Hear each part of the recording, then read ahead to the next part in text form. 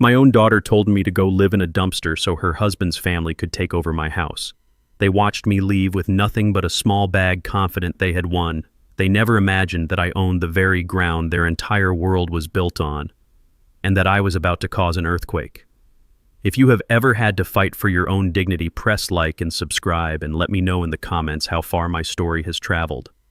I sat at the head of the oak dining table that I had sanded and finished with my own 2 hands 40 years ago, but I felt like a stranger waiting for a handout.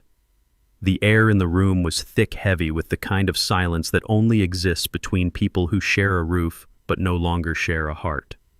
Robert, my son-in-law's father, put his fork down with a clatter, the sharp sound of metal on porcelain ringing out like a judgment. "Theodore," he began, his voice dripping with the condescending tone of a man offering unsolicited wisdom. "I have to be honest, this chicken stew, it's a bit on the salty side. Linda's blood pressure isn't what it used to be, you know." Linda Kyle's mother nodded in agreement, her thin lips pressed into a disapproving line. "That's right, we're used to a blander diet. It's much healthier." I clenched my fists under the table, my old knuckles turning white. I'd spent the entire afternoon making this meal using my late wife Diane's recipe for chicken stew. It used to be my daughter Brianna's favorite. Now she just stared down at her plate, her thick hair hiding her eyes, pushing a piece of chicken around with her fork. She said nothing to defend me. Her silence was a blade twisting in my gut, sharper than any insult from these invaders in my home. My son-in-law Kyle cleared his throat, not to support me, but to manage me. "Dad, just try to accommodate them a little," he said, his voice soft but laced with reprimand. "My parents are only here for a little while. We're all family now." Family. The word echoed in my head, a bitter mockery. They had arrived 2 weeks ago with 2 small suitcases, claiming they were just here to visit the kids after selling their condo. Now they had claimed my home as their own. Robert sat in the armchair Diane used to occupy. Linda had rearranged my entire kitchen to her liking. And I, in the house I built from the ground up, was being treated like unpaid help. I didn't answer them. I just stood up, collected Robert and Linda's plates, and said in a flat, emotionless voice, "Let me see if I can find you something else." Brianna looked up at me, then a flicker of guilt in her eyes, but it vanished as quickly as it came. She had already chosen her side. After dinner, I was the one left to clean up. The sound of running water filled the silence of the kitchen as I washed each plate from the dinner set Diane and I had picked out for our 25th anniversary. My eyes drifted to the new scratches on the polished oak floor, a deep gouge where someone had dragged something heavy. Memories flooded back. I remembered the day we moved in, how Diane had leaned her head on my shoulder looking out at the backyard. "This is our fortress, Theo," she'd said. "A place where love will always be the law." Her words felt like a ghost in the room. So did the promise I made to her as she lay in her hospital bed, her breath growing shallow. "Don't you worry," I had whispered, holding her frail hand. "I'll always take care of Brianna. Our girl will have everything she needs." And I had kept that promise. I had used most of my life's savings to give her the lavish wedding she wanted with Kyle, this handsome white boy from the world of finance. I thought I was buying her happiness. But now, standing in my disheveled kitchen, listening to the loud laughter of strangers in my living room, I knew I was wrong. My daughter's happiness was being built on the foundation of my own dignity. A few days later, my vague sense of dread became a harsh reality. A large, moving truck pulled up to the curb. I was trimming Diane's rose bushes when I saw 2 movers start unloading boxes and furniture. Robert and Linda came out of the house looking triumphant. "Theodore," Robert shouted, "give us a hand, will you? Our things have arrived." I froze. Their things, I hadn't agreed to this. But before I could protest, they were directing the movers inside. And then I saw it. They were carrying out Diane's favorite armchair, the one with the floral print where she used to sit and read every afternoon. My heart seized. "Stop. What are you doing with that chair?" I yelled, rushing inside. Linda turned to me, her face a mask of annoyance. "Oh, this old thing, it's so dated. It doesn't fit the modern aesthetic we're going for. We've already ordered a new white leather sofa. This can go out on the porch, I suppose." "No," I said, my voice low and hard. "That chair stays right where it is." Brianna rushed in, cutting off the confrontation. She grabbed my arm and pulled me into the kitchen as if I were a misbehaving child. "Dad!" she hissed, her voice a desperate whisper. What is wrong with you? It's just a chair. They just want to make the place feel a little more like home. Can't you just let them? This is our home, mine, yours, and your mother's. My voice cracked with a pain I couldn't hide. I know, she said, her eyes darting away from mine. But they're my family too now. Please don't make this harder than it has to be. And just like that, I lost. I watched as my wife's chair was shoved into a corner soon to be buried under boxes that didn't belong. With every piece of their furniture that came in a piece of my life with Diane was being erased. My fortress was being overrun. That evening, Kyle came home wearing a strained expression he was trying to pass off as calm. As a retired structural engineer, I knew a compromised foundation when I saw one. He gathered everyone in the living room in the empty space where Diane's chair used to be. I have an announcement, he said, clearing his throat. The firm is going through a major restructuring. I've decided to leave my position to pursue a better opportunity. It was a lie. I could see the panic behind his eyes. He'd been fired. His income was gone. And that meant they weren't leaving. Linda immediately started a dramatic display of tears, talking about how her brilliant son was underappreciated. Robert clapped Kyle on the back, proclaiming this was a chance for him to rest and plan his next big move. The whole performance was disgusting. The atmosphere in the house grew suffocating. They were no longer guests. They were parasites, and they began treating me as their full-time caretaker. Linda left me lists of chores on the refrigerator. Robert ordered me to fetch his coffee. They spoke around me and through me as if I were part of the furniture they hadn't yet replaced. The final straw came a week later. It was a Tuesday evening. Brianna and Kyle called me into the living room. Kyle's entire family was there, arranged on their stark white leather sofa like a royal court about to pass sentence. A cold dread crept up my spine. Brianna spoke first, her voice barely a whisper, her eyes fixed on the floor. Dad, there are going to be some changes. Kyle and I have been talking with his parents. The house is just... it's so big for one person. I said nothing. I waited. Kyle picked up the thread, his voice smooth as oil. That's right, sir. My sister Jennifer and her family are having a tough time financially. We thought it would be wonderful if the whole family could be together, to support each other. My heart hammered against my ribs. I knew what was coming. Brianna took a deep breath, and after a sharp, encouraging look from her mother-in-law, she delivered the final blow, the words that shattered everything. Kyle's family is moving in. Jennifer's family, too. There won't be enough room. Dad, you're going to have to move out. The room tilted. I looked at the daughter I had raised, the child I had promised my dying wife I would protect. I didn't recognize the woman in front of me. My voice was a dry rasp when I asked, "Where am I supposed to go?" A heavy silence fell over the room. Brianna looked around desperately for help, but she found only hard, expectant stares. Finally, under the weight of their collective will, she uttered the cruelest words a father could ever hear. I don't know. Go to the dump. You're a survivor. You'll figure it out. Go to the dump. The rage I had suppressed for weeks surged within me like a volcano, but it didn't erupt. There was no yelling, no cursing, no breaking things. Instead, a terrifying calm washed over me. The molten lava of my anger cooled, hardening into granite. I looked directly into my daughter's eyes, and I saw her finally for who she was, a stranger. I nodded slowly. All right. I turned and walked up the stairs to my bedroom without a single backward glance. I could hear their collective sigh of relief. They thought they had won. I opened my closet and took out a small canvas duffel bag. I didn't pack much. A few changes of clothes, the book Diane had been reading before she passed, and a faded photograph of the two of us smiling on our wedding day. I left everything else behind.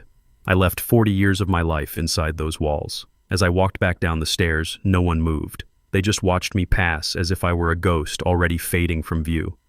I put my hand on the front doorknob and paused. Then I walked out into the cool night air.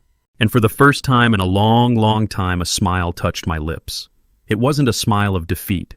It was the smile of an old engineer who was about to teach a group of arrogant fools a lesson about the structural integrity of the world they had just stolen. The real work was about to begin. I didn't drive to a shelter or a cheap motel reeking of despair.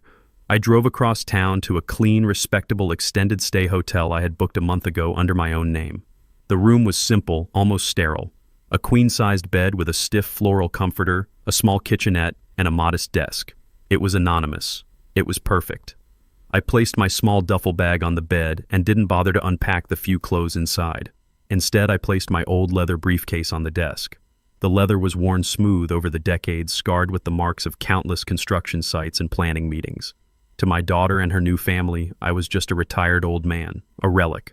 They had forgotten that I spent 45 years as a structural engineer.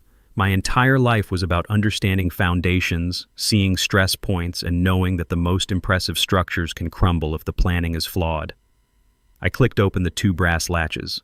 The sound echoed in the quiet room. There was no storm of loose papers inside. Everything was organized methodical, just as I had left it. I pulled out the first folder, its tab neatly labeled Homestead. Inside, under a plastic protector, was the original deed to my house. My house. My name was there. Theodore Jackson, right next to the name of my late wife, Diane. I ran a thumb over her signature, a beautiful, confident script that was as familiar to me as my own reflection. They thought they had taken my home, but they didn't understand. A home is more than just walls and a roof. It's a legacy, and a legacy is protected by more than just locks on the doors. I set the deed aside and pulled out the next folder labeled Assets. It contained bank statements, investment portfolios, documents that represented a lifetime of careful saving and smart decisions. I wasn't rich in the way Kyle's family pretended to be, but I was secure, self-sufficient, something they clearly were not. They saw me as a resource to be drained a bank account with a heartbeat. They were about to learn that this bank was closing its doors for good.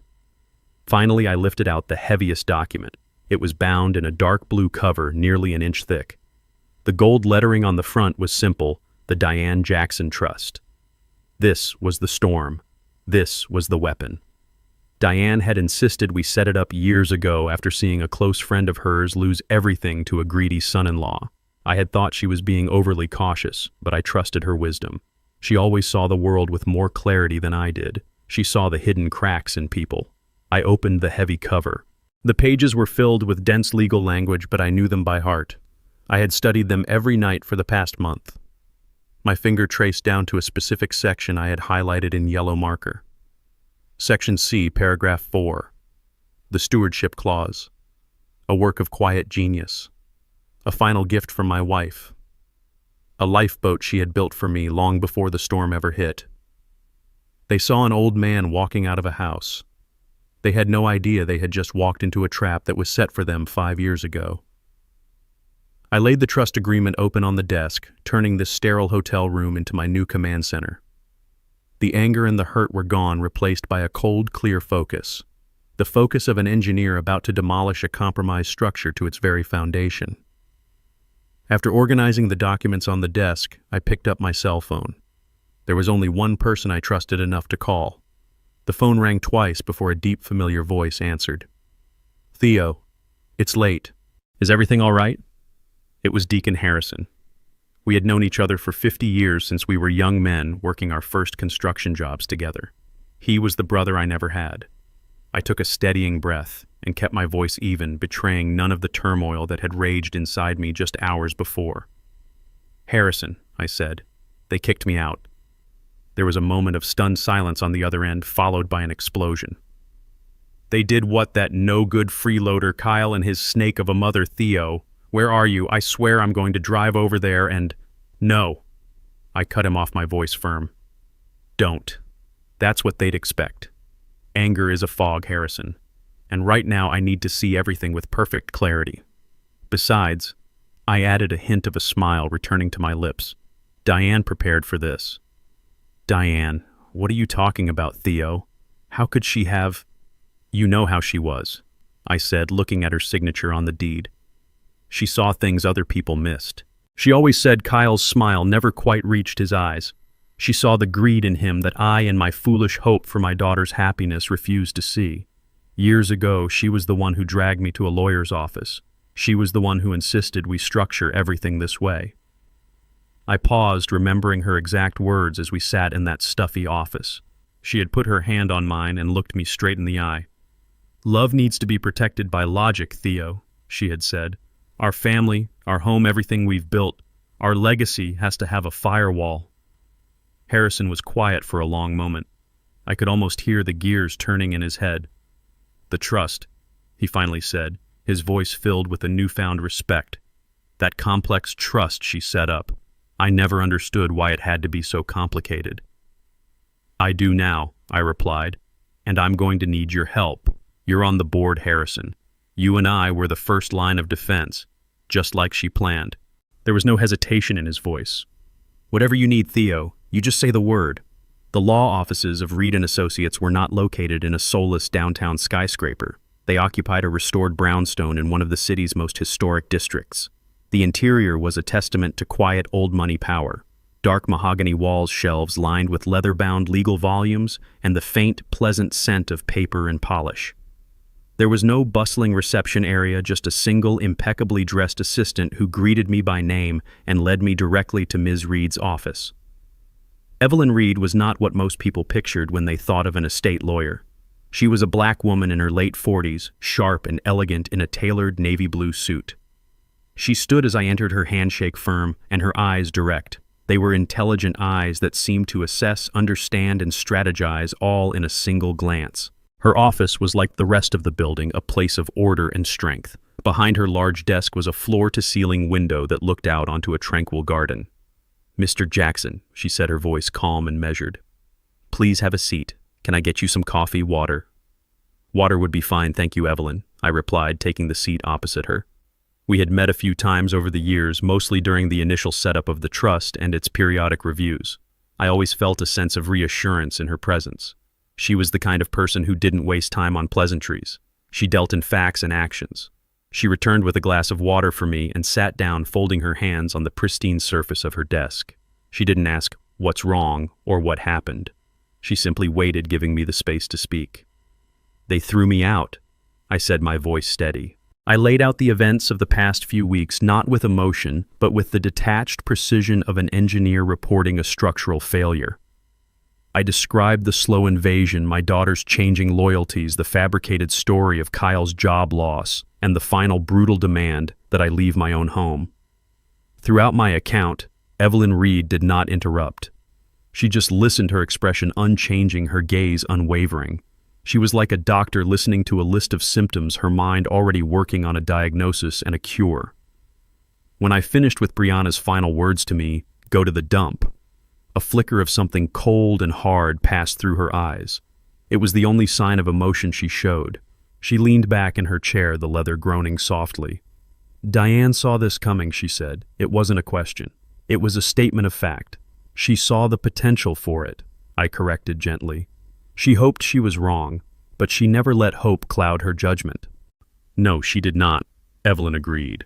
A small, sad smile touched her lips. She was the most clear-eyed client I have ever had. When we were designing the trust, I offered her a dozen standard templates for asset protection. She rejected all of them. She said, "I'm not protecting money, Ms. Reed. I'm protecting a life. My husband's life. His dignity." She was very specific about the language. She knew that the greatest threat wouldn't come from a stranger, but from within. Evelyn turned to her computer, her fingers moving quickly and quietly across the keyboard. She pulled up a document on her large monitor and swiveled it to face me. It was the Diane Jackson Trust Agreement. "Your wife was a genius, Mr. Jackson," she said, her professional admiration clear in her voice. "Your daughter and her husband. They are amateurs playing a game where your wife already wrote all the rules. They are living in a house they don't own, spending money from accounts they don't control, and assuming power they simply do not have. Their arrogance is blinding them to the legal reality of their situation." I felt a weight lift from my shoulders, a weight I hadn't even realized I was carrying. "So the plan we discussed, it's solid. It's ironclad," she stated with absolute confidence. "Diane made sure of it. We are not on the defensive here, Theodore. We are on the offensive. They have made the first move, and in doing so, they have walked directly into the legal framework your wife designed specifically to counter this exact type of aggression." She stood up and walked over to the window, looking out at the garden. "The world is full of people like your son-in-law, people who see kindness as weakness and generosity as an opportunity for exploitation. Diane knew that. She built this trust not as a passive shield, but as an active, responsive weapon. It's designed to give them just enough rope, and you know the rest of that saying. She turned back to me, her expression all business now. I have already reviewed the preliminary reports you sent over. The unauthorized furniture purchases, the utility bills, the increased spending on Brianna's credit card before you wisely shut it down. We have a clear pattern of behavior. They are not acting like guests. They are acting like conquerors. And that, she said, walking back to her desk, is a direct violation of the trust's foundational principles. They just don't know it yet. Her confidence was infectious. For the first time since this nightmare began, I felt the solid ground of a well-laid plan beneath my feet. I wasn't just a victim reacting to their cruelty. I was the executor of a brilliant strategy. "What's the first step?" I asked. Evelyn sat down and slid a pen and a fresh legal pad in front of her. "The first step is a simple one. We operate in the quiet. They are expecting you to be broken, perhaps to beg for re-entry. We will give them silence. And in that silence, we will begin to methodically dismantle the illusion of control they've built for themselves. We will start small. We will cut off the non-essential services. The premium cable, the pool maintenance, the gardening service. Small inconveniences that will plant the first seeds of doubt. They will be annoyed, but they will dismiss it as a glitch or an oversight." She looked at me, a sharp intelligence in her eyes. "Then when they are distracted by these minor annoyances, we will send them the first official correspondence. Not from you, from this office. And that Mr. Jackson is when their world will begin to tilt on its axis. They think they're living in your house. They're about to find out they are merely tenants in a property owned by the Diane Jackson Trust. And their lease, so to speak, is about to be terminated." Her professional smile was gone, replaced by the look of a predator who has its prey right where it wants it. They have no idea what's coming. Evelyn gestured for me to turn the monitor back towards her. "Let's get into the specifics, Theodore," she said, her tone shifting from that of a confidant to that of a legal strategist. "It's important you understand not just what we are doing, but why it will work. Your daughter and her husband are operating under a dangerous assumption that because Brianna is your only child, the house and all associated assets are her birthright. They believe her inheritance is automatic, a matter of when, not if. This is the cornerstone of their arrogance, and it is a fatal flaw in their thinking." She clicked the mouse a few times, bringing up a specific page of the trust agreement. The text was dense, but she highlighted a sentence with her cursor. "Most simple wills and trusts are just that simple. They state that upon the owner's death, the property passes to the named heir. If Diane had set up a structure like that, we would be in a much weaker position. We'd be fighting over occupancy rights, and it would be a messy emotional battle. But Diane was smarter than that. She didn't create a simple will. She created the Diane Jackson Trust, an irrevocable living trust. And the distinction is critical. The moment you and she signed these papers 5 years ago," Evelyn continued, tapping the screen for emphasis, "you legally transferred ownership of the house, the investment accounts, and other key assets from Theodore and Diane Jackson, the individuals, to the Diane Jackson Trust, the legal entity. You no longer owned the house in the traditional sense. The trust owned it. You and Diane were appointed as the primary trustees and beneficiaries, meaning you had full control and could live in and enjoy the assets for the rest of your lives. But the ownership, that had already changed hands." I nodded, remembering the long afternoon we spent signing that mountain of paperwork. At the time, it felt like a formality. Now I saw it for what it was, the construction of a fortress. "This is the first firewall," Evelyn said. "Brianna and Kyle cannot claim ownership of something that doesn't belong to you personally. They cannot force you to sell it, and they cannot inherit it directly from you. They can only inherit from the trust, and they must abide by the rules the trust sets out. And those rules," she said, a sharp predatory gleam in her eyes, "are where your wife's genius truly shines. Which brings us to the weapon in our arsenal, Section C, Paragraph 4. The stewardship clause." She scrolled down the page. "Diane was very clear in her instructions to me. She said, 'I'm not leaving my daughter a prize, I'm leaving her a responsibility.' The stewardship clause is the legal embodiment of that philosophy. Let me translate the legalese for you. It states that Brianna is designated as the primary successor beneficiary. The key word there is successor. She only gains this status upon the passing of both original trustees, that's you and Diane. But her right to inherit is not absolute. It is conditional."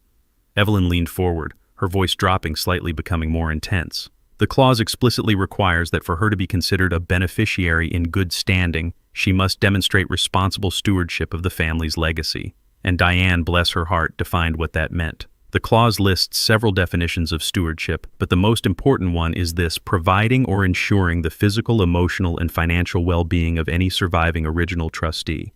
That's you, Theodore. The trust legally obligates her to ensure your well-being. It's not a suggestion. It's a contractual requirement for her inheritance. By throwing you out of the house, Evelyn continued, her voice cold as steel, by telling you to go live at the dump, she has not just been cruel, she has been legally negligent. She has, in the clearest possible terms, violated the stewardship clause. She has failed the primary test her mother set for her. The sheer brilliance of it was staggering. It wasn't about emotion. It was about breach of contract. So what happens now? I asked, my voice barely a whisper. Now we activate the consequences that Diane built into the clause, Evelyn explained. The clause grants the trust's governing board the authority to act if the primary successor beneficiary is found to be in violation. That board consists of 3 people. The first is you as the surviving original trustee and executor. The second is an independent legal professional, which is me. And the third is a trusted personal confidant designated by Diane herself in a sealed addendum. She paused for dramatic effect. That person is Deacon Harrison. My jaw nearly dropped. Harrison, of course. Diane had always said he was the most honorable man she knew besides me. The 3 of us form the board, Evelyn went on, and the clause gives the board a range of options. We can issue a formal warning. We can temporarily suspend beneficiary status, or in cases of what Diane termed gross negligence or malicious action, and throwing your own father out certainly qualifies. The board has the unanimous power to enact the ultimate provision. She took a deep breath.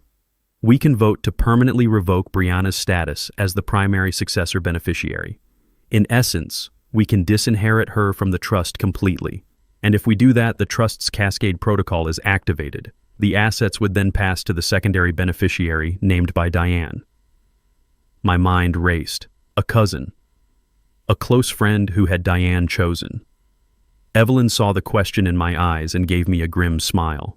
That's the final, beautiful, and most devastating part of her plan, Theodore. She didn't name another relative. She knew that could just lead to more family drama. Instead, she named a charity. I was stunned into silence. Not just any charity, Evelyn clarified, her voice filled with admiration for her former client. She named the National Foundation for Abused Elders, a nonprofit that provides legal aid and housing for senior citizens who are victims of financial and emotional abuse by their own families. If Brianna proves unworthy of her inheritance by abusing you, then the entire value of the estate, the house, the investments, everything will be liquidated and the proceeds donated to help hundreds of other parents who are in your exact situation. Her cruelty will directly fund the salvation of others. It's poetic, it's brilliant, and it is perfectly legally unstoppable. I leaned back in my chair, overwhelmed by the depth of my wife's foresight. She had not only protected me, she had turned a potential act of profound betrayal into an act of profound justice. So, I said finally, my voice filled with awe, Brianna and Kyle are living in a house that is essentially a ticking time bomb. They think they've captured a castle, but they're really just squatting in the lobby of a charity. Precisely, Evelyn confirmed, her professional demeanor returning. They have no idea what legal ground they are standing on, or rather what legal ground is about to open up right underneath them. Our job now is to simply follow the protocol Diane laid out. We will document their actions, we will issue the warnings, and we will give them every opportunity to reverse course. But knowing the kind of people they have shown themselves to be, they won't. Their greed and arrogance will be the instruments of their own destruction. All we have to do is let the brilliant legal machine that your wife built do its work. Back in my quiet hotel room, I didn't need a crystal ball to know what was happening in my house. I could picture it perfectly.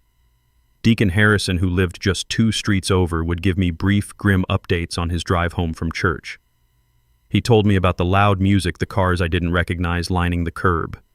My house, once a sanctuary of peace and quiet memories, had been turned into a frat house for the entitled. I imagined Linda Kyle's mother holding court in my living room, lounging on her sterile white leather sofa like a queen on a borrowed throne. She'd have a glass of wine in her hand, probably complaining about the quality of the local grocery store. I simply cannot find decent prosciutto anywhere in this town. I could hear her saying, her voice thin and sharp. And the decor in this place before we arrive, so dreadfully outdated. All those dark woods and floral patterns. It's a miracle we've been able to make it look halfway respectable. Robert, her husband, would be out back on the patio, probably smoking one of the expensive cigars he couldn't afford. He'd be on his phone talking loudly about phantom business deals, making sure anyone within earshot knew he was an important man. Yes, the market is volatile, he'd boom, but a man with foresight can always find an opportunity. We're looking at a major acquisition in the spring.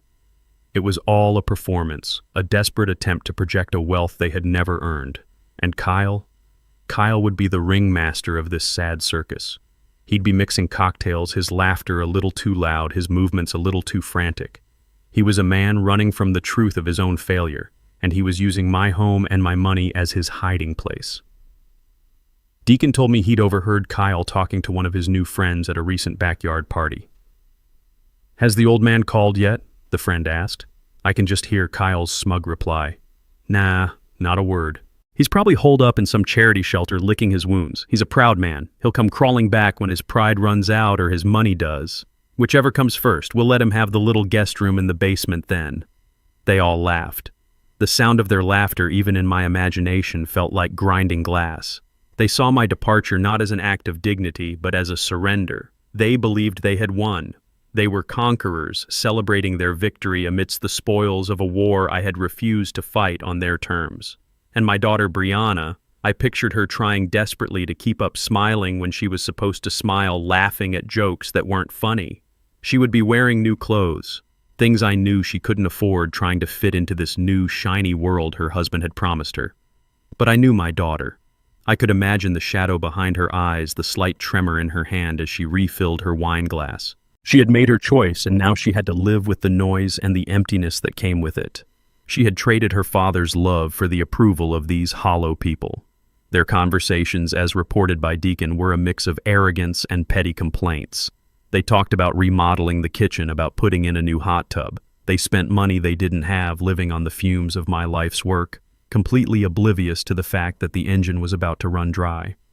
They operated under the grand delusion that my resources were infinite and my spirit was broken. But even in their victory party, the first cracks were beginning to show. "Did the pool guy ever show up?" I imagined Linda asking, a frown creasing her brow. "The water is starting to look a little cloudy." Kyle would wave a dismissive hand. "I'll call them tomorrow. They probably just messed up the schedule." Then Robert would chime in from the doorway. "And the internet is slow as molasses. I was trying to stream the game and it kept buffering. For what Theodore was paying, you'd expect fiber optic." "We'll get it sorted." Kyle would promise, his voice full of false confidence. "Just a few little bugs to work out." They saw them as bugs. Tiny, insignificant annoyances in their new paradise. They had no idea they were tripwires. They were the first soft clicks of a complex machine beginning to operate, a machine designed by a brilliant woman 5 years ago, now being run by a patient-grieving engineer. They were celebrating in a house that was no longer a home. It was an elaborate trap, and its doors had just quietly swung shut behind them. The first move in Evelyn Reed's strategy was not a cannonball, but a quiet, almost imperceptible shift in the current. From my hotel room, I authorized her to begin. She handled it with the surgical precision of a master strategist. The targets were not the core necessities, but the luxuries, the symbols of the easy, entitled life they had stolen. The first casualty was the pool. Kyle and his family loved that pool. They spent hours lounging by it, drinking cocktails, acting as if they were at a permanent resort. The weekly pool service was scheduled for every Tuesday. I could just picture Kyle wearing expensive sunglasses and swim trunks, waiting for the blue service truck that never arrived. By Thursday, a thin green film would have started to form on the surface. By the weekend, the crystal clear water would be a cloudy, uninviting green.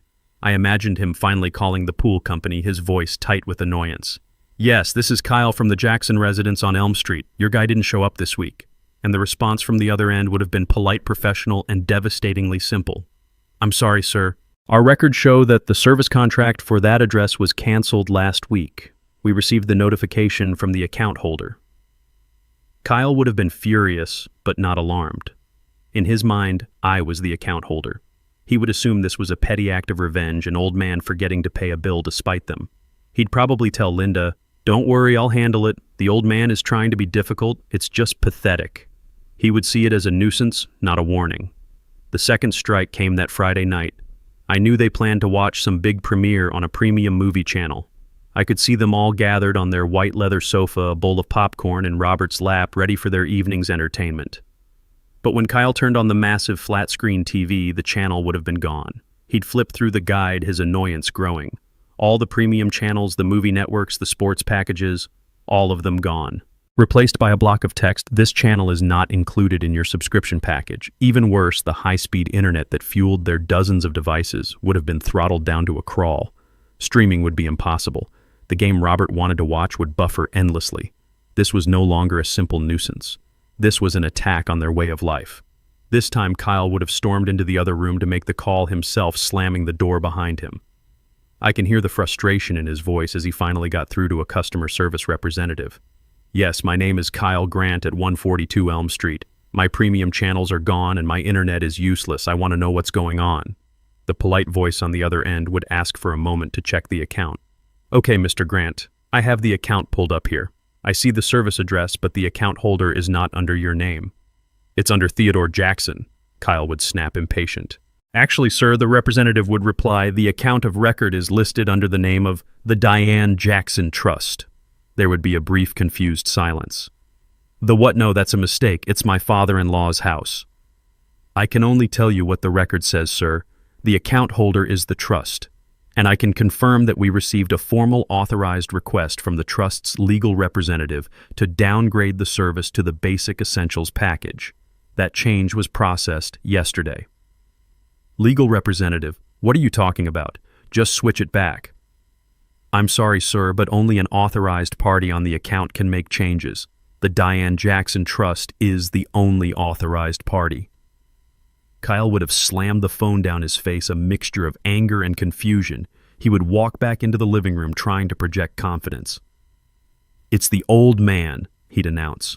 "He's playing some stupid legal games with the bills, probably trying to hide money in some trust for tax purposes, and now he's trying to annoy us by cutting things off. Don't worry, it's a pathetic little tantrum.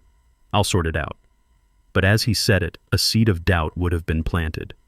A trust legal representatives. It was a language he didn't understand, a complication he hadn't anticipated. But his arrogance, his fatal flaw, would not allow him to see the truth. He saw a bitter old man's prank, not the opening salvo of a meticulously planned legal war. The next step in my quiet war was to cut off the money supply. For years, my daughter Brianna had been an authorized user on my primary credit card. It was an account with a high limit and a long history of perfect payments, a safety net I had given her for emergencies. But under the influence of Kyle and his family, that safety net had become her personal slush fund for luxuries and vanity. From my hotel room, I made a simple phone call. I spoke to a very helpful representative, went through 2 security questions, and in less than 5 minutes, I had her card deactivated. I knew my daughter's habits. I knew it wouldn't take long for the consequences of that call to find her. I could picture the scene perfectly. It would have been a Saturday afternoon. Brianna and her mother-in-law, Linda, were most likely at one of the high-end boutiques downtown, the kind of place with plush carpets, intimidatingly stylish sales assistants, and price tags that looked like phone numbers. This was their bonding ritual, an exercise in spending my money to solidify Brianna's place in their shallow world. I imagined Brianna gliding through the store, her arms laden with expensive fabrics. A silk blouse here, a cashmere sweater there, and the prize of the day, a ridiculously overpriced designer handbag that Linda had pointed out. "Oh, Brianna, you simply must have it," Linda would have cooed, her eyes gleaming. "It will show everyone that you've finally arrived." Brianna, flush with the power of her new position as Lady of the Manor, would have felt invincible. I can see her at the polished marble checkout counter piling her treasures before the cashier. The bill would have been astronomical, easily thousands of dollars. She would have smiled smugly at Linda, a little inside joke passing between them about how easy it all was. "Don't worry, I've got this," she would say, pulling the familiar credit card from her wallet. The irony would have been lost on her that she was using a symbol of my paternal love to fuel the very lifestyle that had pushed me out. She would hand the card to the cashier with a confident flourish. The cashier, a young woman with a practiced, polite smile, would swipe it through the machine. There would be a small beep, a pause. The cashier's smile would falter slightly. "I'm sorry, ma'am, let me just try that again." She would swipe it a second time. The same result. The little screen would flash a single brutal word, "declined." Brianna's confident expression would crumble. "That's impossible," she would snap, her voice suddenly sharp. "There's no limit on that card. Run it again." The cashier, now looking a little nervous, would try a third time. "I'm so sorry," she would say, her voice softer, trying to avoid a scene. "It's definitely not going through. It says the card has been canceled." The word would hang in the air like a foul odor. Canceled. A few other shoppers would start to glance over, sensing drama. Linda's adoring expression would curdle into one of embarrassment, then annoyance. This was not the glamorous outing she had planned. This was a public humiliation. Fuming, her face flushed a deep red, Brianna would snatch the card back. "This is ridiculous," she'd mutter, stepping away from the counter and pulling out her phone. I can hear the fury in her voice as she navigated the automated menu and finally got a human being on the line at the bank. "I am in the middle of a transaction and my card was declined," she would have seethed into the phone. "I want to know why. My name is Brianna Grant." The calm, dispassionate voice of the bank representative would be the voice of her new reality. "Yes, Ms. Grant. I can see your name here as an authorized user on the account. One moment, please." A few clicks. "Okay, ma'am, it looks like your card was declined because your authorization was revoked this morning by the primary account holder, Mr. Theodore Jackson." "He can't do that," she would have shrieked, her voice cracking with disbelief and rage. "I'm sorry, ma'am," the representative would reply, completely unmoved. "The primary card holder has sole authority to add or remove authorized users at any time." She would hang up the phone, her hand trembling. The truth would hit her like a physical blow. This wasn't a glitch. This wasn't a mistake. This was an action.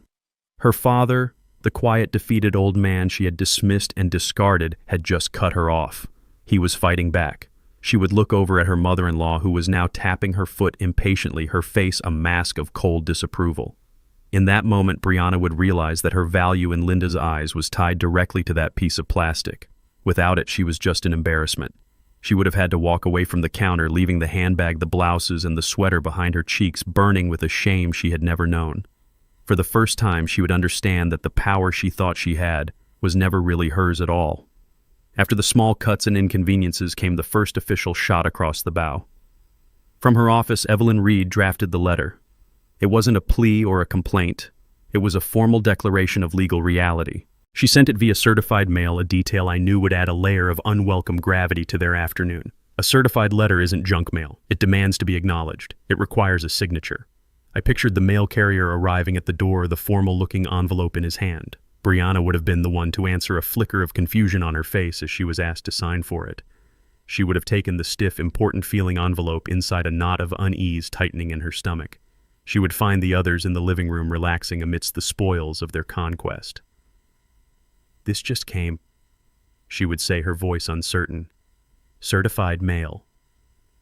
Robert, playing the part of the man of the house, would take it from her with a dismissive grunt. "Probably just some local tax assessment," he'd say, tearing it open with his thumb, his movements full of unearned authority.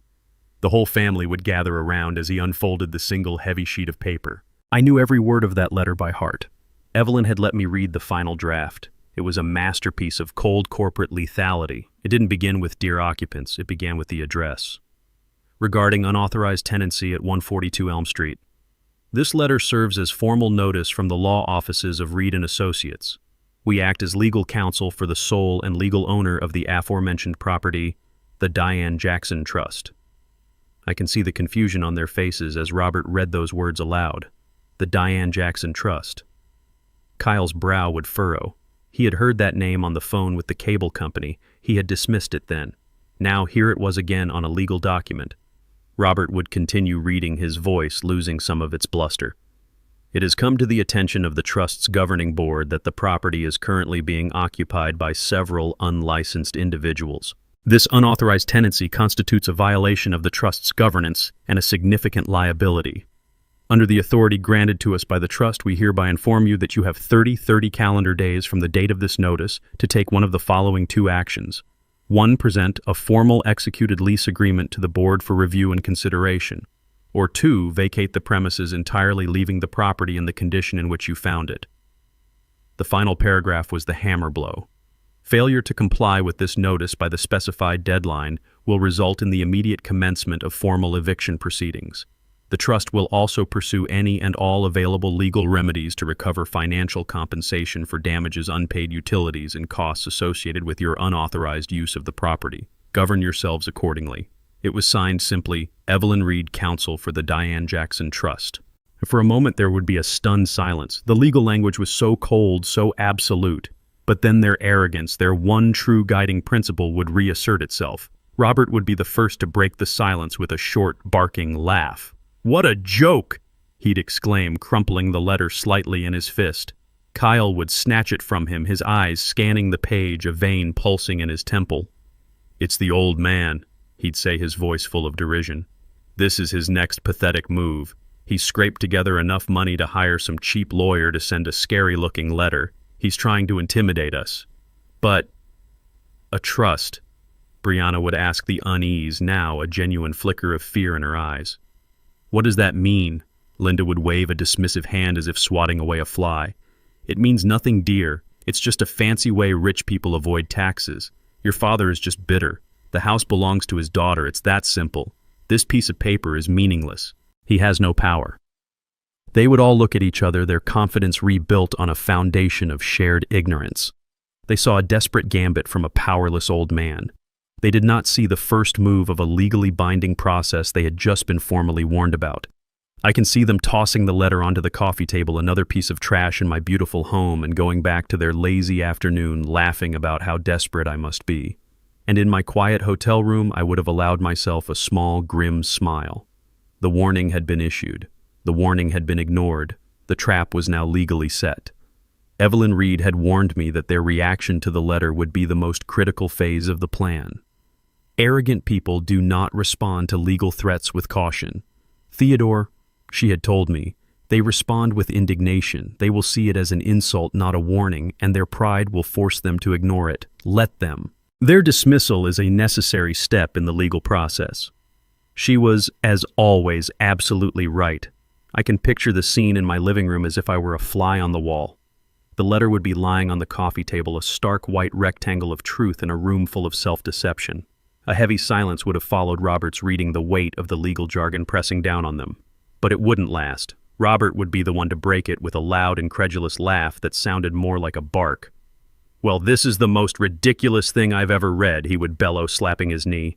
"A trust eviction proceedings? Does the old fool really think he can scare us out of our own family's home with a piece of paper?" He would look around the room, seeking agreement, his blustering personality unable to comprehend a threat that wasn't loud and physical. Kyle, ever the loyal son, would quickly jump in, playing the role of the knowledgeable expert. He'd pick up the letter, scanning it with a dismissive smirk. "Dad's right. It's a classic scare tactic. This is what you do when you have no real power. You hire some cut-rate lawyer to draft a letter full of big words. See this part? The Diane Jackson Trust. It's a simple tax shelter, that's all, a way for him to hide assets. It has no bearing on actual ownership, especially not when the sole heir is living in the house. He's just trying to get a reaction. The best thing we can do is ignore it completely. Show him his little games don't work on us." Linda would chime in, her concerns, as always, centered on appearances. "Well, whatever it is, it's terribly embarrassing," she would say with a sniff, looking at the letter as if it were a cockroach. "Imagine if the mailman told people we were receiving eviction notices. We need to put a stop to this nonsense. It's just not a good look." Only Brianna would have felt the cold chill of reality. "But are you sure, Kyle?" I can hear her voice, small and uncertain. "It sounds so official. And I think I remember Mom talking about setting up a trust a long time ago.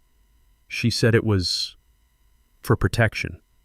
That would have been her last chance, the final whisper of her conscience. But the others would have snuffed it out instantly. Kyle would have turned to her, his expression shifting from arrogance to annoyance. "Brianna, don't be so naive. Whose side are you on? Are you going to believe some legal mumbo-jumbo from your bitter old father who you kicked out, or are you going to trust your husband and your family? We are your family now. He's trying to manipulate you to make you feel guilty. Don't fall for it. You need to be strong." He would put his arm around her, pulling her into their circle of delusion.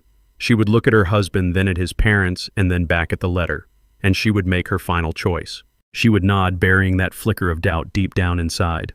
"You're right," she would say, her voice barely audible. "I'm sorry." Robert, seeing his victory, would stand up and snatch the letter from the table. "Exactly.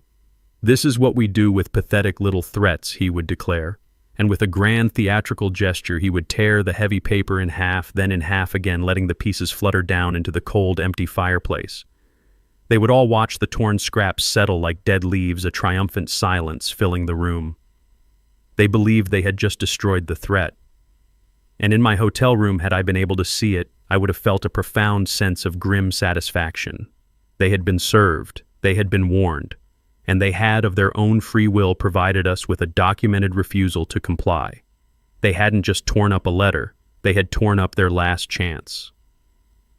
The 30-day deadline stipulated in Evelyn's letter came and went. As expected, we received no reply, no phone call, no panicked inquiry, just a profound, arrogant silence. That silence was their final, fatal error. It was the legal equivalent of a confession. On the 31st day, Evelyn filed the official petition with the court to activate the final provisions of the trust. The gears of justice began to turn slowly and invisibly. That weekend, they decided to throw a party. Deacon Harrison drove past the house on Saturday evening and called me later, his voice heavy with disgust. It wasn't a small get-together. It was a full-blown catered affair. A valet was parking cars on my lawn. Paper lanterns were strung up in the branches of the old oak tree Diane and I had planted as newlyweds. The sound of loud music and false laughter spilled out into the quiet suburban night. It was a celebration of their victory, a party to consecrate their new kingdom. I could picture the scene in vivid, painful detail. Kyle would be at the center of it all, playing the gracious host. He'd be wearing a ridiculously expensive shirt, a drink in his hand, a triumphant smile plastered on his face. This party was his coronation. He'd be bragging to his friends, men with soft hands and predatory smiles, about the new job he had supposedly landed. Yes, a senior VP position at a rival firm. He'd lie smoothly. "They made me an offer I couldn't refuse. It comes with a significant equity stake. It's good to finally be in a position to give my family and Brianna's family the security they deserve." Robert would be holding court by the grill I had built with my own hands, flipping steaks and dispensing unsolicited financial advice. He'd be surrounded by a small crowd, captivated by his performance of a self-made titan of industry. "The key is aggression," he'd say, gesturing with a pair of tongs. "You can't be timid. When you see an opportunity, you have to seize it with both hands. Take this house, for instance. A beautiful property, solid bones. It just needed a firm hand to take charge and maximize its potential." Linda, meanwhile, would be leading tours, showing off the house as if she were its designer and lifelong owner. Her voice would carry across the lawn, dripping with false modesty. "Oh, the decor was just dreadful when we arrived," she'd tell a group of women with identical bleached hair and surgically tightened faces. "So dark and cluttered. We had to open it up, let some light in, give it a modern, clean feel. It has such wonderful potential, don't you think?" She would point out the new white sofa, the minimalist art she had hung on my walls, never once mentioning who had paid for the house, the walls, or the very ground they were standing on. And Brianna. I imagined my daughter moving through the crowd, her smile bright but brittle. She would be clinging to Kyle's arm, her laughter a little too high, a little too sharp. She'd be playing the part of the perfect supportive wife, the dutiful daughter-in-law. She would be nodding along as Linda's friends complimented her on how lucky she was. She would have pushed the memory of my face, of her own cruel words, into the deepest, darkest corner of her mind. Tonight she was not the girl who had sent her father to a dumpster. She was the mistress of a grand estate, and she would not let anything, not even her own conscience, ruin the illusion. At some point in the evening, I'm sure someone would have brought me up. Perhaps one of Kyle's friends, emboldened by alcohol. "So whatever happened with Brianna's old man?" he might ask. "Did he ever get over you guys taking over the place?" Kyle would let out a condescending chuckle. "Oh, him. He sent some ridiculous letter from a lawyer a few weeks back. All this nonsense about a trust and eviction. Can you believe the nerve?" The whole group would laugh. "So what did you do?" the friend would press. "We did what you do with junk mail," Robert would interject, joining the circle. "We threw it in the trash where it belongs. The man is irrelevant. He had his time, and now it's our time. That's the natural order of things. They would all nod in agreement, their faces smug in the warm glow of the party lights. Their confidence was absolute. They had received a legal warning and had answered it with a party. They had mistaken my silence for weakness, my patience for defeat. They were dancing and drinking and celebrating on the deck of a ship, utterly oblivious to the fact that 500 miles away in a quiet office, a woman named Evelyn Reed was reviewing the final court order that would sink them. This party was their peak, the highest, most glorious point of their self-delusion. It was the last happy evening they would ever spend in my house. And as I sat in my quiet hotel room picturing the scene, I felt no anger, only a profound and final sense of pity. They weren't just celebrating a victory. They were celebrating their own ruin. I imagine the party was at its peak around 9 o'clock. The music was loud, the drinks were flowing freely, and the sound of their self-congratulatory laughter echoed through my backyard.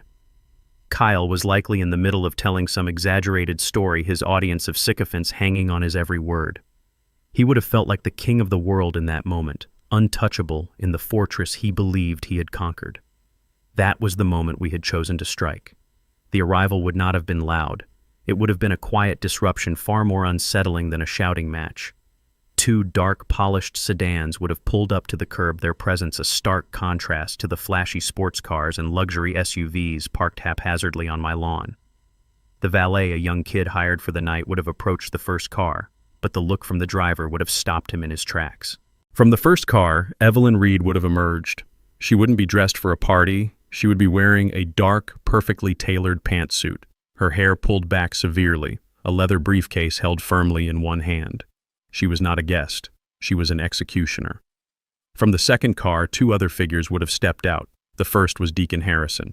He wouldn't be wearing his usual warm Sunday smile. His face would be a mask of grim determination, his eyes filled with a righteous disappointment that was more damning than any anger. The second figure was a woman named Eleanor Gable, a retired judge and an old friend of Diane's, the third silent member of the trust's board. She carried herself with an unshakable air of authority. Together, the three of them looked like a tribunal arriving to pass sentence. They didn't go to the front door. They walked with a calm, deliberate pace up the driveway and around the side of the house, entering the backyard through the garden gate. Their silent, purposeful procession through the party would have been like a cold wind sweeping through the crowd. Conversations would falter. The music, suddenly seeming jarring and inappropriate, would be turned down. People would step aside, their smiles fading, a sense of confusion and unease rippling through the guests. They ignored everyone, their eyes fixed on a single target, Kyle, who stood by the patio, his smile frozen on his face as he watched these three uninvited guests approach. The festive atmosphere evaporated, replaced by a tense, waiting silence. Evelyn Reed did not stop until she was standing directly in front of him. She did not raise her voice. She did not need to. Her words cut through the night air, clear and cold as ice. "Kyle Grant," she asked, though it was not a question. "My name is Evelyn Reed. I believe you received our notice. Your 30 days are over." The silence that fell over the backyard was heavier than any I had ever known in that house. The party was over. The guests just moments before so loud and carefree were now a frozen audience to a drama they didn't understand. Kyle stared at Evelyn Reed, his face a mask of disbelief. He was a man whose entire world had just been tilted off its axis, and he was scrambling for footing. He found it, as he always did, in aggression. "I don't know who you think you are," he spat, taking a step forward, trying to use his physical presence to intimidate her. "But you are not welcome here. This is a private party on my property, and I am asking you to leave before I call the police." My property. Those were the two words Evelyn had been waiting for. She didn't flinch. She didn't even blink.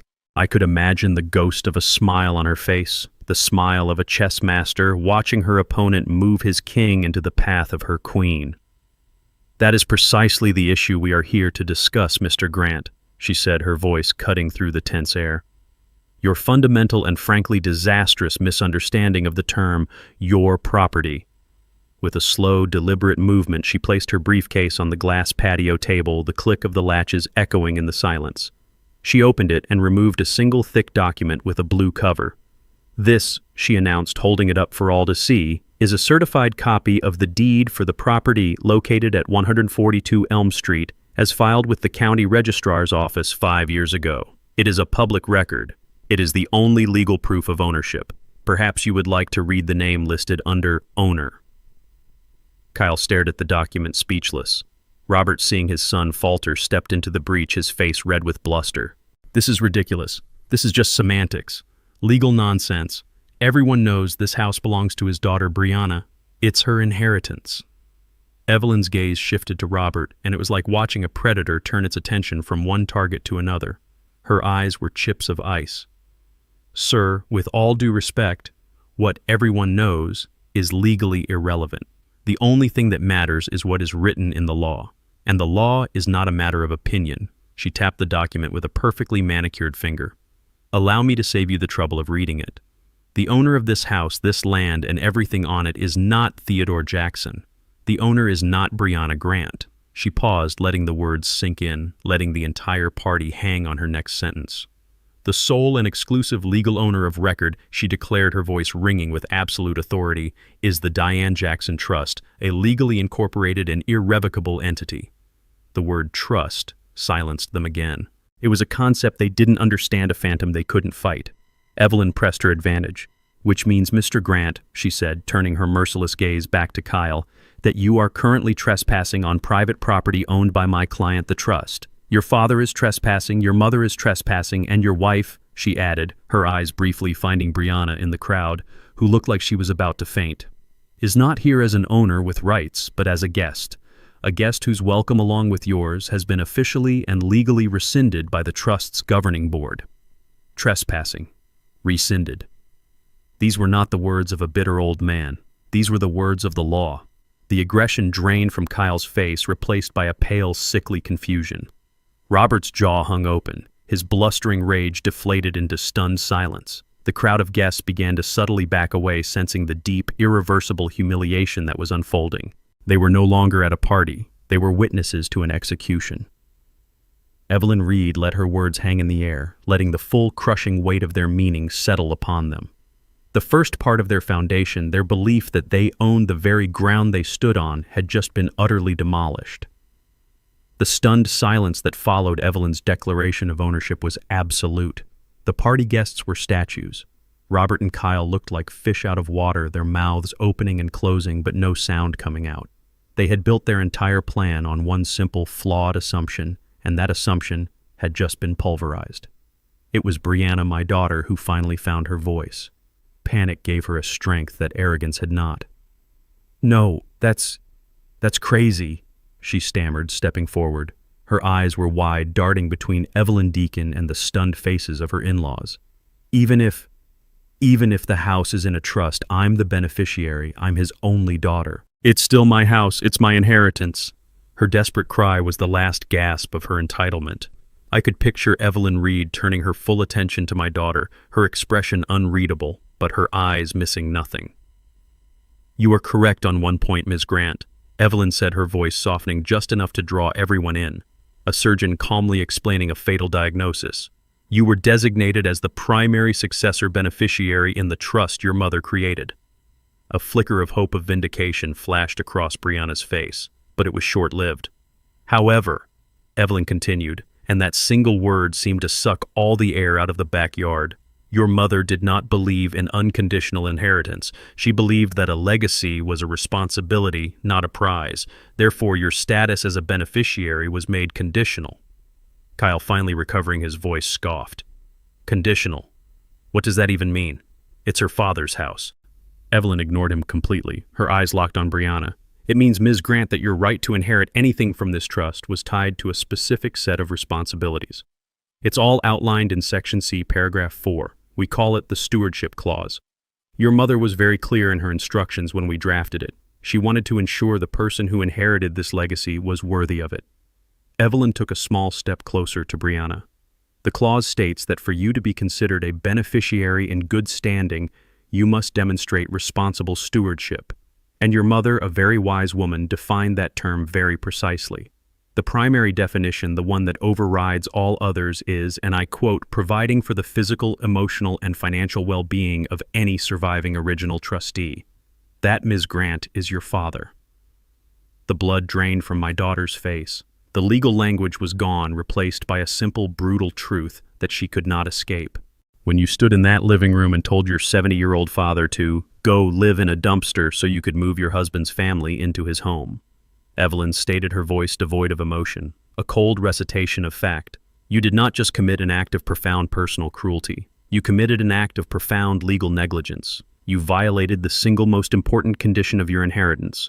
You failed in the most spectacular way imaginable to be a responsible steward.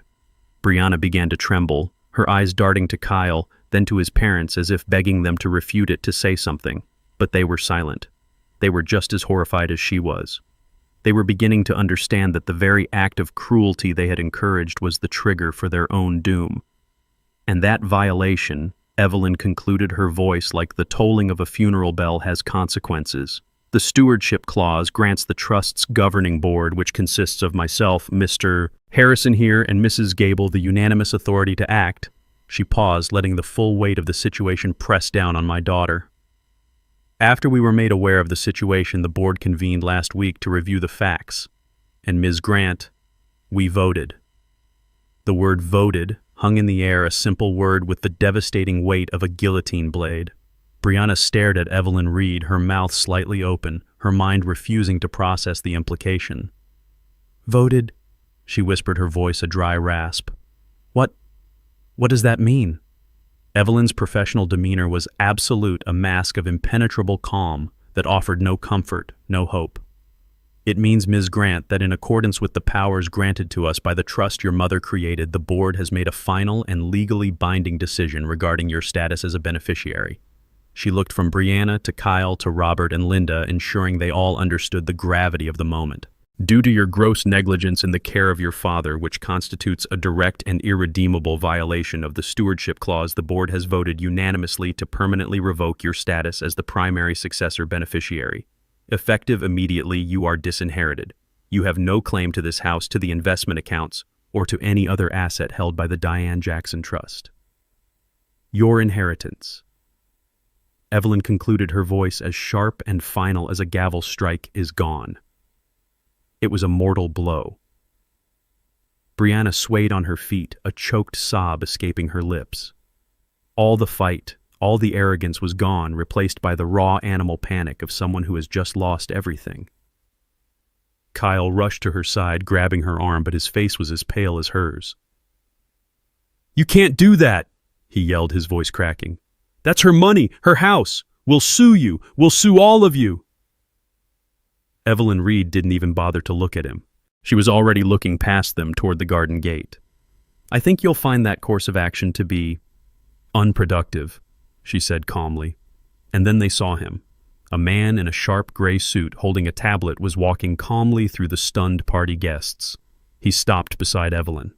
This is Mr. Davies, Evelyn announced to the silent crowd. He is the lead agent from Sterling Realty Group.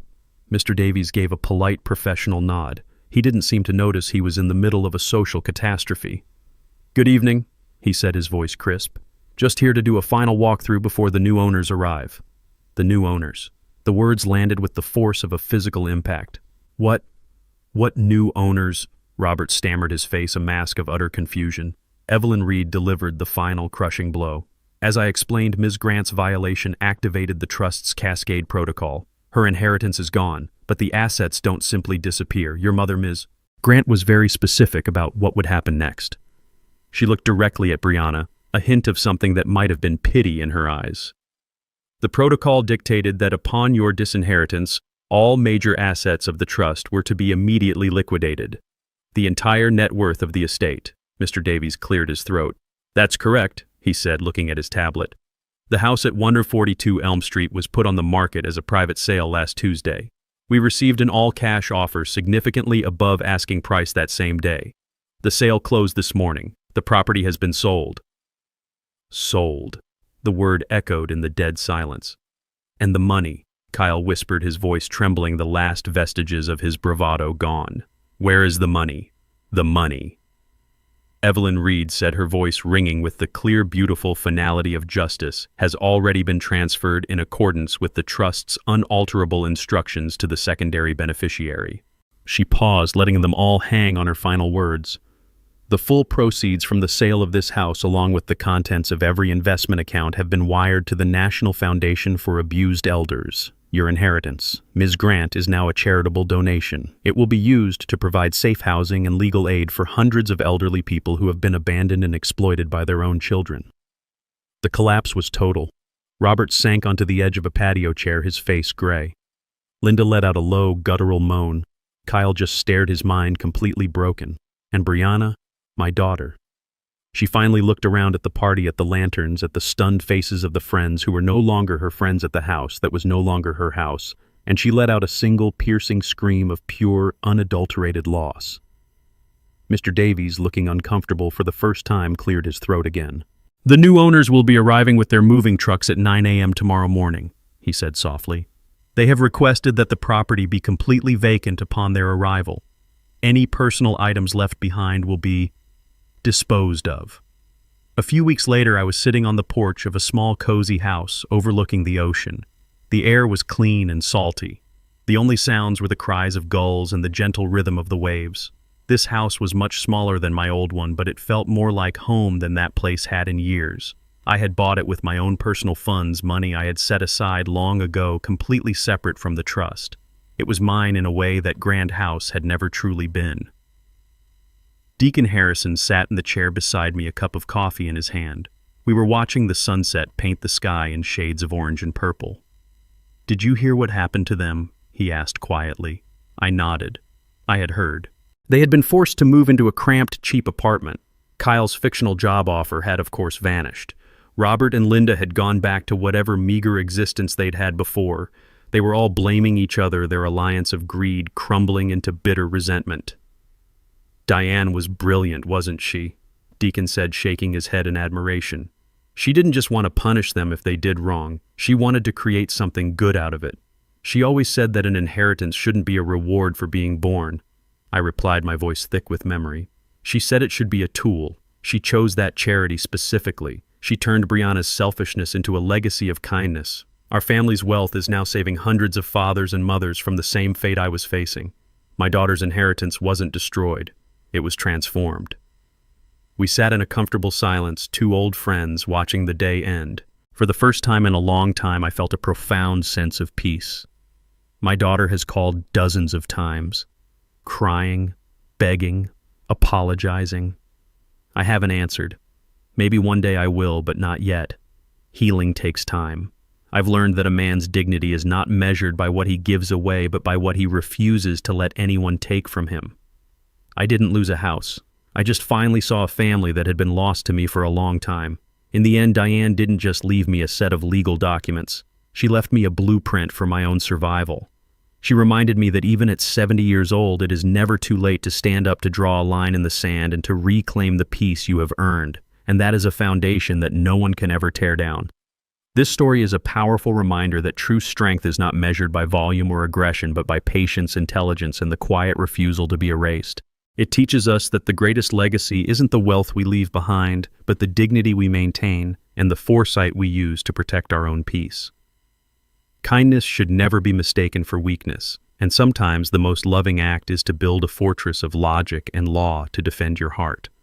It proves that it is never too late to stand up for yourself, not with anger, but with a well-executed plan. What would you have done in my situation?